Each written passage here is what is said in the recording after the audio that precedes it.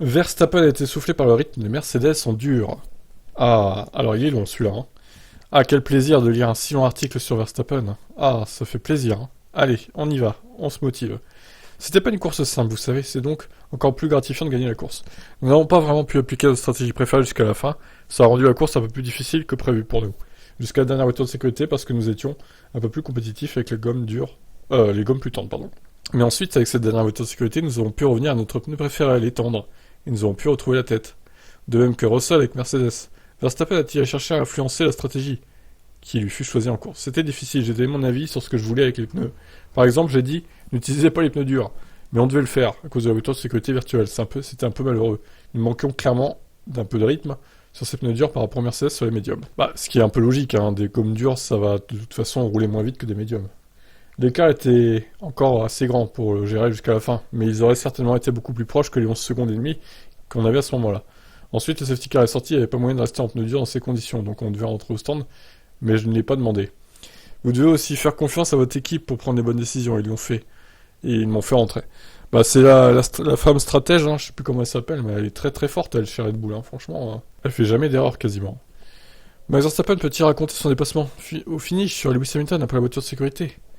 Oh là là, encore un beau dépassement, hein, dis donc. Avec des pneus plus tendres et plus frais, bravo. Décidément, ça rappelle Abu Dhabi. Étonnamment, nous avons eu un très bon gros démarrage, et ensuite, avec la vitesse de pointe supplémentaire que nous avons par Mercedes, j'ai pu dépasser au virage 1. Merci.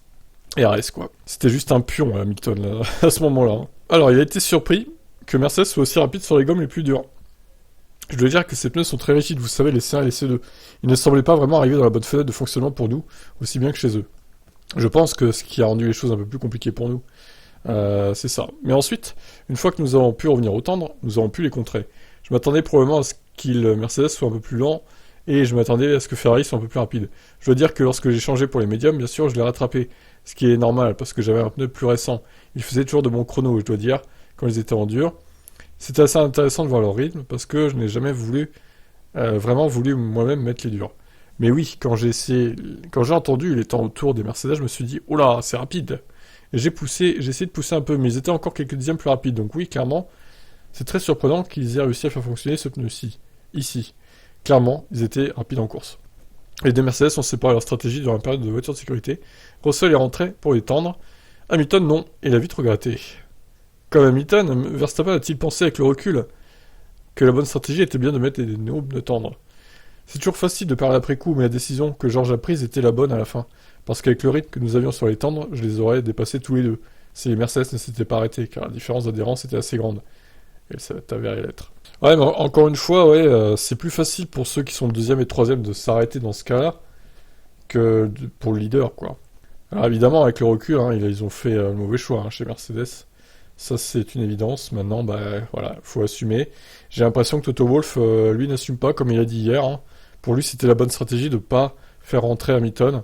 Je ne comprends pas pourquoi il persiste à dire ça alors que c'est faux. On sait tous que c'est faux. Bon, étonnant, Toto Wolff. Je vous laisse commenter. Ciao.